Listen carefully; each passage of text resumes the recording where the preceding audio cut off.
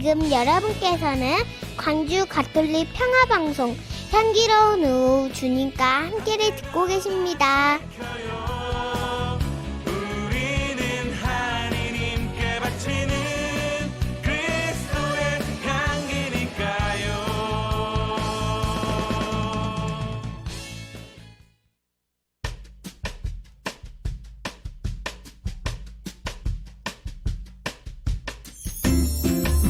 성경, 물음에 대한 물음.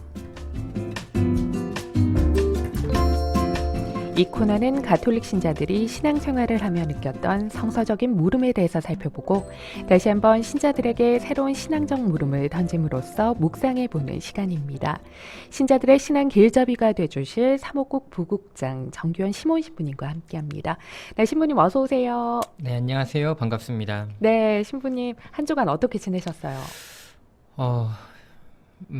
분주하게 보냈습니다. 지금은 굉장히 분주할 때고요. 어쩔 네. 수 없이 분주할 때이고 이번에는 특별히 맡은 일이 꽤 더 많아져서 조금 더 분주합니다. 근데 가끔은 그런 생각을 하거든요. 시간이 지남이 때때로는 두려움을 가져오기도 하는데 조금 빠른 시간들을 만나게 될 때 이 시간의 끝에 조금 더 성장하지 않은 내가 두려울 때가 한 번씩 있어요. 근데 네. 지금 감정으로는 빨리 시간이 지났으면 좋겠습니다. 네. 얼른 시간이 지나갔으면 좋겠다라는 생각을 해요.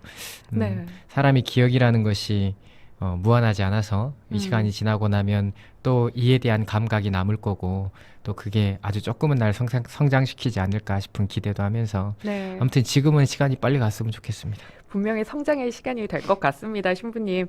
네, 신부님 오늘은 어떤 이야기를 나눠볼까요?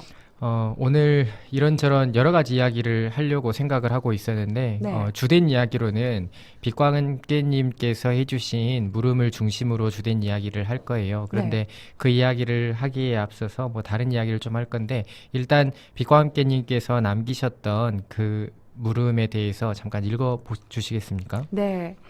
네, 성경 물음에 대한 물음의 찐 애청자시죠. 이 빛과 함께님께서 유튜브 영상 댓글에 이런 질문을 남겨주셨네요. 오늘은 그리스도인의 선함에 대해 질문하고 싶습니다. 간혹 보면 되게 선한 기운을 느끼게 하는 분들이 있지 않습니까? 저는 그런 사람은 못 되어서 더 선하게 살고자 하는 저의 노력들이 때로는 진심인지 가식인지 모르겠습니다. 이 공동체 안에서는 그래도 공동체 다수에게 선이 되는 방향성들을 찾으려 노력하기에 덜 혼동스럽지만 이 개인과 개인의 관계에서는 어떤 것이 그리스도인의 선함인지 참 힘듭니다. 이 그리스도인의 선함은 어떠해야 하는지 말씀해 주셨으면 좋겠습니다. 이렇게 남겨주셨네요. 네, 신부님 여기에 대해서 답을 좀 주시겠어요? 삶에 대한 고민이 엄청나게 많이 녹아있는 그런 물음이지요. 네. 사실 뭐 지나온 삶의 시간이나 경험이나 그리고 생각의 이렇게 폭이나 이런 것들이 미미한 저에게 제가 답할 수 있는 그런 질문의 종류의 것은 아니라는 생각을 해요. 네. 그리고 충분히 만족할 만한 답을 드릴 수도 없을 것이다라는 생각도 하고요. 그런데 우리가 함께 그리스도교 신앙을 살아가면서 충분히 함께 나누어 보아야 할 그리고 함께 고민해 봐야 될 문제라는 것을 공감합니다. 네. 일단 이런 고민들 속에서 삶을 이끌어가고 계시는 분들 모든 분들에게 참으로 수고롭게 사신다라는 말씀을 이렇게 함께 전해드리면서 네. 제가 살아가고 있는 선한 삶의 방향에 대해서 우리가 같이 고민해 볼 수 있도록 해답이나 정답이 아니라 우리가 같이 고민해 볼 수 있도록 이야기를 좀 던져보려고 하고요. 네. 그 전에 다른 이야기들을 조금 먼저 하려고 합니다. 이게 사실 오늘 무슨 이야기를 할까 처음 생각을 하다가 네. 고민을 하고 있었는데 많은 분들이 지난주에 제가 했었던 이야기들에 대해서 여러 가지 코멘트를 막 주시더라고요. 아, 그래요? 우리 사무실에 뭐 신부님이나 또 직원분들이나 또 주변에 있는 뭐 심지어 제가 강의하고 있는 학생도 저한테 문자를 보내서 이런 질문이 아니었을까요? 이렇게 이야기를 하기도 하고 그러더라고요. 네. 그래서 그에 대한 이야기를 조금 더 이렇게 하려고 합니다. 네. 불평등에 관련된 질문이었는데요. 이런 거예요. 제가 서두에 우리 친구가 질문을 했었던 그 의도를 제가 받아들이는 방식대로 이야기를 하고 나서 다만 단지 어른들은 꼭 이런 생각을 한번 해봤으면 좋겠다. 불평등의 개념화, 그러니까 불평등이라고 부를 수 있는 기준을 누가 제시할 수 있는지에 네. 대한 것, 그리고 이 기준을 어떻게 제시할 수 있는지에 대한 것을 우리 성인들은 한 번쯤은 꼭 고민해 봤으면 좋겠다라고 말씀을 드렸어요. 근데 네. 많은 분들이 그에 관련된 이야기들을 저에게 건네오셨고요. 실제로 그에 관련된 이야기로 다시 한번 고민의 여지를 조금 던져드리고 싶은 마음에 이 이야기를 드립니다. 뭐 그렇죠. 크림빵을 좋아하는 사람과 팥빵을 좋아하는 사람이 있는데 크림빵을 좋아하는 사람에게 팥빵을 주면 그건 불평등일 거고 맞아요. 팥빵을 좋아하는 사람들에게 팥빵을 주면 그건 평등한 것이 될 겁니다. 네. 그러니까 이 공평이나 불공평의 기준 제시가 굉장히 개념정의라는 게 굉장히 모호한 우리의 세상의 삶이다라는 말씀을 드리고 싶고 그러기에 모든 것이 그러거든요. 그래서 예전에 그 근대 철학의 아버지라고나 근대 철학의 선구자 아버지라고도 할 수 있나 칸트는 그렇게 이야기를 했죠. 네. 생각의 규정이나 그 개념을 그 15가지 봄줄을 가지고 모든 것들을 이렇게 생각을 해내면서 인간의 의식이 많은 것들을 기준화한다라는 것을 말하면서도 결국에 인간의 삶의 방향성의 문제에 있어서 그리고 인간이 어떤 윤리적인 선택을 함에 있어서 모든 사람들이 주관을 가지고 있기 때문에 네. 그것의 기준을 제시할 기준점은 반드시 있어야만 하고 그게 바로 신이다라고 이야기를 했죠. 우리 가톨릭 교회는 마찬가지로 우리들의 이 불평등과 평등에 있어서 이것뿐만이 아니라 많은 것들을 개념화시킬 때 그 개념화 과정 안에서 가장 중요한 기준점이 하느님이고 네. 이 하느님을 밑바탕으로 우리가 평등한 세상을 만들어가고자 하는 그런 원의들과 노력들 이것들을 가져야만 한다라는 말씀을 꼭 드리고 싶고요. 네. 개념화에 대해서는 정말로 깊이 있게 고민을 해보셔야만 한다. 가난이라는 것도 뭐 부유함이라는 것도 하느님의 관계성 안에 들어가게 되었을 때 굉장히 조금 더 그 진리에 가까운 그 개념적 정의들을 만날 수 있게 되고 이 불평등과 평등의 관점도 역시 마찬가지로 그렇게 생각을 해봐야만 한다라고 말씀을 드리고 싶고요. 또 한 가지 이야기를 들었던 가운데 하나가 뭐였냐면 네. 중학교 2학년 이 친구가 정말로 선하고 영특하고 착한 이 친구가 질문을 했었던 의도가 좀 존재론적 질문이었지 않을까라는 생각을 해본다라고 하면서 저한테 이야기를 건네신 분이 있었어요. 네. 그러니까 이렇게 이야기를 하는 거죠.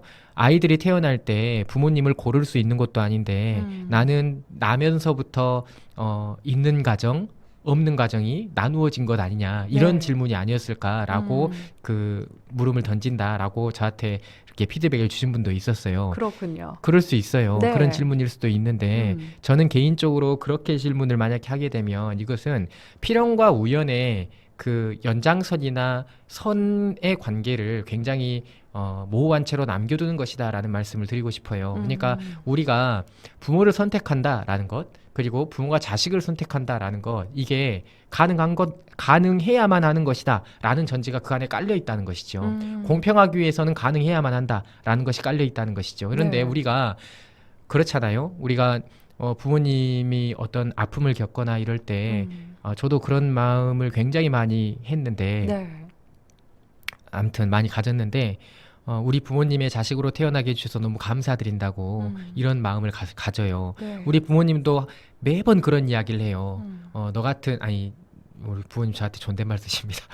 아무튼 어쩌다가 이런 아들이 이렇게 내 아들로 태어났는지 모르겠다고 이렇게 말씀을 하셔요. 네. 근데 사실 이게 뭐 좋은 관계도 있을 것이고 좋지 않은 관계도 있을 것이고 그렇지만 우리들이 그렇게 존재론적인 차원에서 평등과 불평등을 해석을 하게 되면 이것은 내가 부모님을 고를 수 있고 내가 자녀를 고를 수 있다라는 방식으로 이해를 하게 된다는 것이지요. 그렇군요. 사실 하느님의 은총이에요. 자녀를 얻는다는 것은 하느님의 은총이라고 성경에서 계속해서 이야기를 합니다. 네. 자식을 준다라는 것은 하느님께서 주실 수 있는 커다란 축복 가운데 하나이고 이 커다란 축복이 바로 하느님의 구원 역사 안에 담겨지게 됩니다. 그렇기 때문에 자녀의 존재나 부모의 존재라는 것은 성경 안에서의 굉장히 의미로운 존재라고 볼 수 있지만 네. 하느님은 자녀를 축복으로서 자녀를 준다라고 말씀하셨지 어떤 자녀를 준다고 말씀하시지 않아요. 성경 네. 어디를 보더라도 인간이 자녀를 고르는 게 아니라 우리가 삶을 만들어가는 것이에요. 하느님은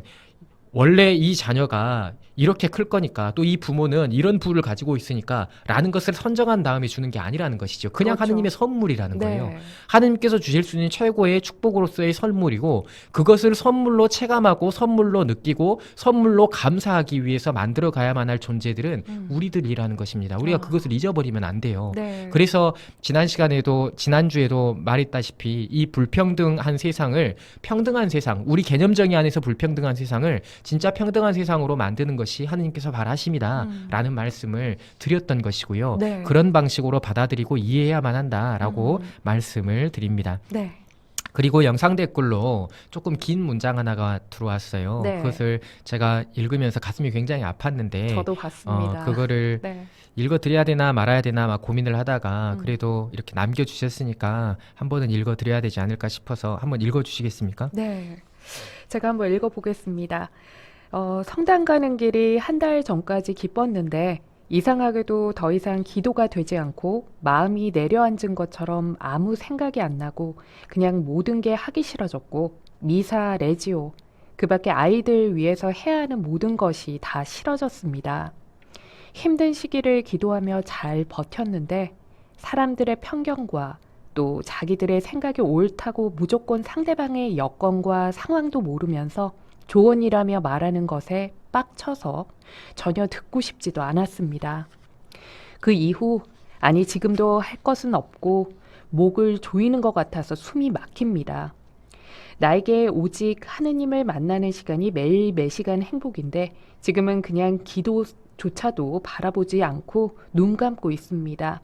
지금 맡고 있는 소소한 것도 내려놓으려고 합니다. 잠시 쉬어가야 할 것 같습니다. 이렇게 남겨주셨어요. 네, 물음이라기보다는 구체적인 상황에 대한 고백이었고요. 이 글을 읽으면서 정말로 하느님을 위해서 헌신하고 있는 사람들이 받는 상처들, 그리고 그 안에서 느껴지는 압박감과 중압감들, 이런 것에 대해서 고민을 하게 되고, 이게 어떤 구체적인 상황인지를 모르기 때문에 객관적으로 좀 멀리 떨어져서 바라보기가 굉장히 어려운 글인 것은 사실이에요. 네. 그런데 충분히 이 감정, 이 글에 녹아있는 감정에 대한 아픔들 그리고 공감들은 충분히 할 수 있고요.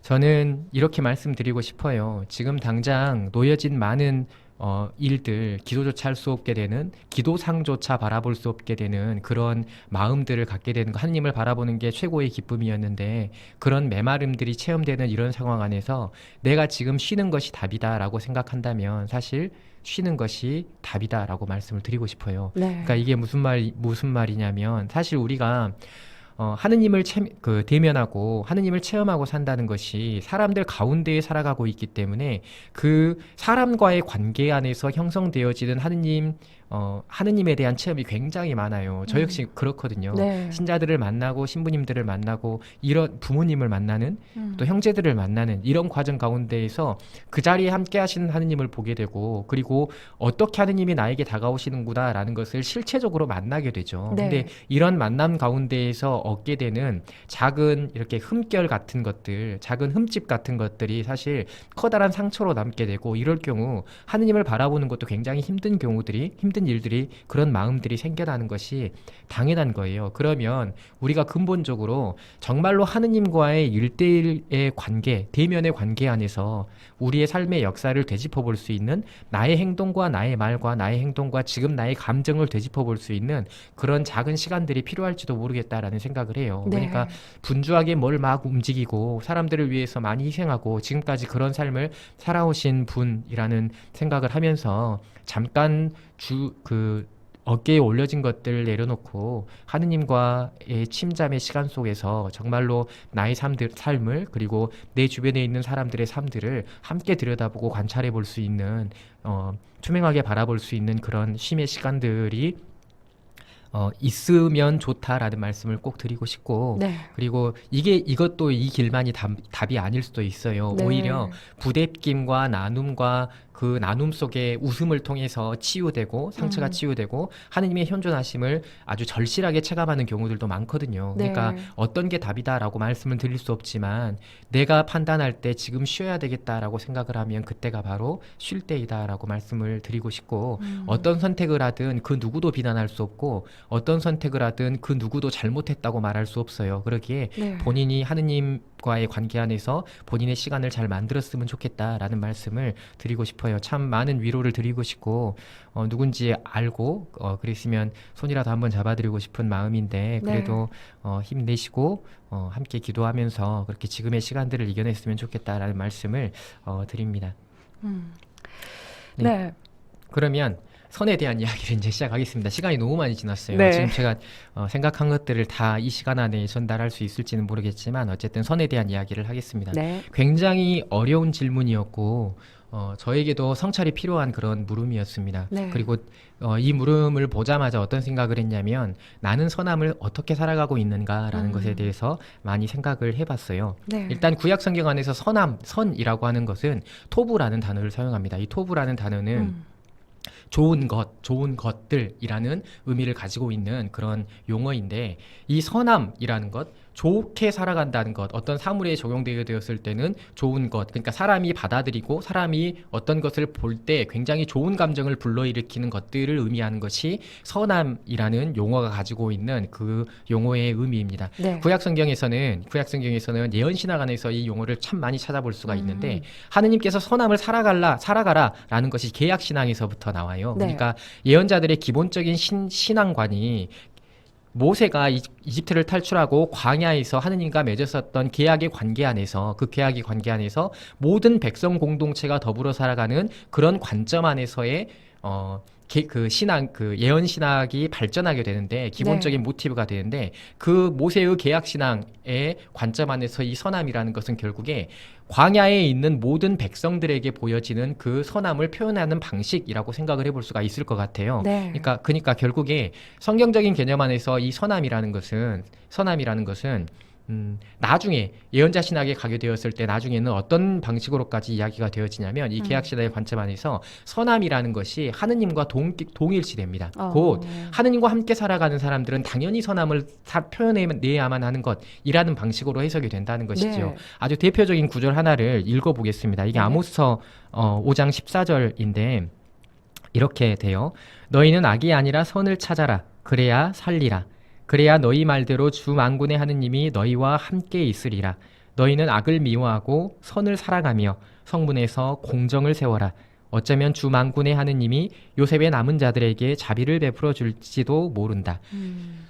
이 예언자의 신탁의 선포에 대한 배경이나 역사적인 어떤 흐름 같은 것은 일단 뒤로 미뤄두고 나더라도 네. 선을 사랑하는 것이 바로 하느님을 찾는 길이고 하느님을 찾아야만 백성들이 구원을 얻을 수 있다는 것, 그리고 공정을 세워야 된다는 것, 정의로움을 세워야 된다는 것, 선을 살아간다는 것은 결국 정의로움을 세운다는 것 안에 있다라고 이야기를 하는 것이 예언자의 선포입니다. 선함이라는 것은 결국에 우리들이 살아가야만 하는 하느님과 함께 살아가는 사람들이 당연히 갖춰야만 할 어떤 덕목이다라고 생각하면 되고요. 네. 이게 모세의 계약 신앙 안에서 어떤 관점으로 드러나게 되냐면 이방인들에 대한 관점, 소외받은 사람들에 대한 관점, 가난한 사람들에 대한 관점, 갇혀있고 묶여있는 자에 대한 관점으로 드러나게 돼요. 이 선함을 살아가는 그 자비로움, 그리고 해방 안에서 어떻게 사람들과 대면하고 살아갈 것인가라는 것이 구체적인 계약의 법들 안에 들어가게 된다는 것이지요. 네. 근데 중요한 것은 이런 법조문들이 중요한 것이 아니라 중요한 것은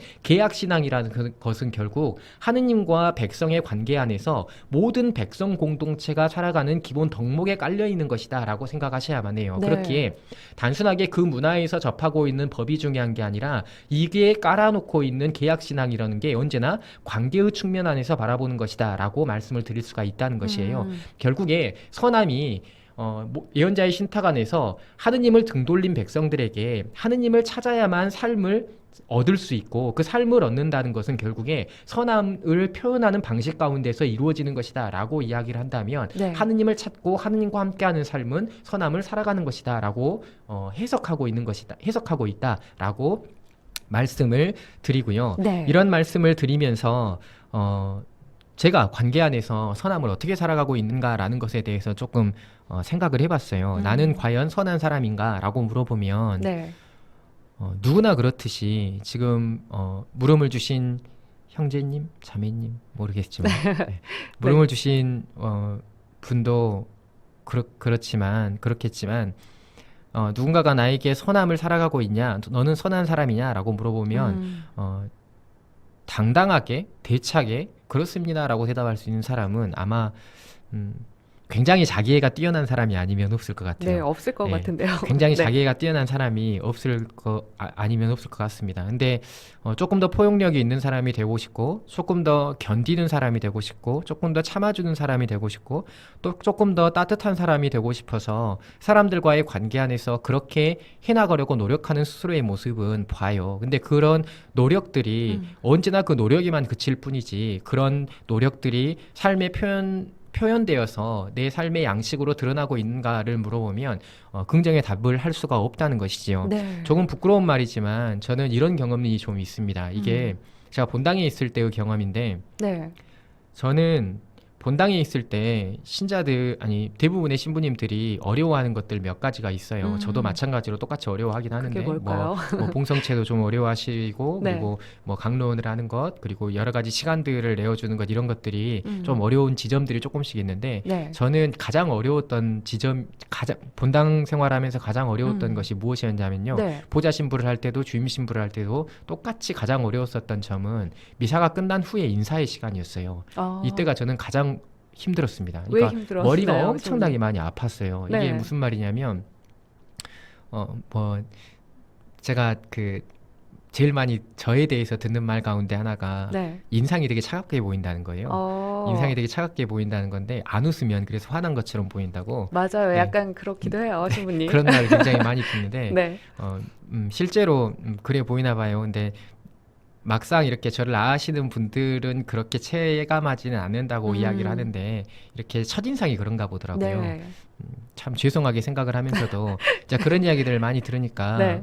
미사가 끝나고 나면 신부님들이 성당 뒤에서 신자들에게 인사하고, 갈 때 인사하고, 함께 이렇게 좋은 시간 보내라고 이렇게 좋은 주말 보내라고 이야기를 하고 맞아요. 이렇게 보내는데, 네.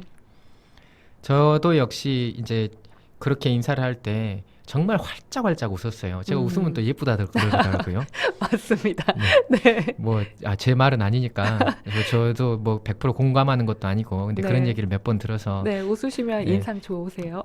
웃으면 그런다고 그래서 굉장히 열심히 웃어요. 굉장히 네. 열심히 웃는데, 이게 때때로는 웃음이 나오지 않는 상황 안에서도 웃어야만 하죠. 네. 그런 웃음의 과정들이 이들에게 조금의 따뜻함을 줄 수 있다면 저는 당연히 그래야 된다고 생각을 해요. 네. 그런데 그게 저에게는 굉장한 아픔으로 다가올 때가 있었어요. 그러니까 이게 근육이 경직이 되기도 하고, 방에 돌아갔을 때 이 머리부터 얼굴까지의 근육이 너무 아픈 거예요. 억지로 네.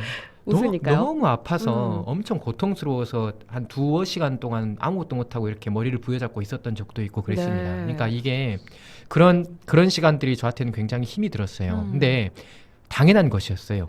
이게 무슨 말이냐면, 네. 저는 이런 것들이 제가 잘했다는 것은 아니에요.